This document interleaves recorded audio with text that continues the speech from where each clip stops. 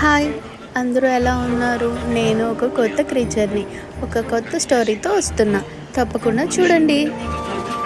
ఒక అందమైన మ్యాజికల్ ఫారెస్ట్లో చాలా అందమైన ఫ్లవర్స్ డ్యాన్స్ చేస్తూ ఉంటాయి.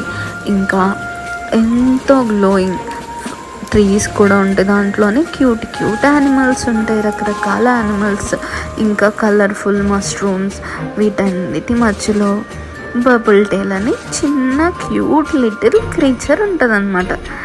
దాని టేల్ నుంచి బబుల్స్ అనేవి వస్తూ ఉంటాయి అన్నమాట. అది ఎప్పుడైనా స్నీజ్ చేస్తే ఒక డ్రీమీ బబుల్స్ అనేవి ఫామ్ అవుతాయి. ఆ డ్రీమీ బబుల్స్ ఫామ్ అయిన ప్రతిసారి తన చుట్టుపక్కల ఎవరైనా బర్డ్స్ కానీ యానిమల్స్ వచ్చినప్పుడు ఆ డ్రీమీ బబుల్స్లోని స్టక్ అవుతూ ఉండేవి.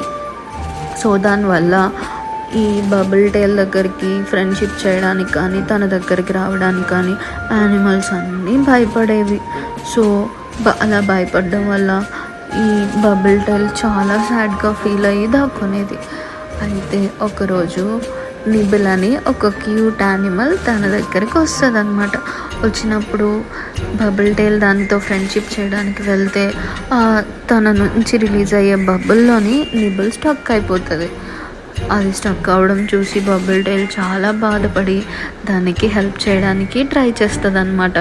దానికి హెల్ప్ చేసి ఆ బబుల్ నుంచి రిలీజ్ చేయడానికి ట్రై చేసి ఆ బబుల్లో నుంచి ఆ నిబుల్ని రిలీజ్ చేస్తుంది.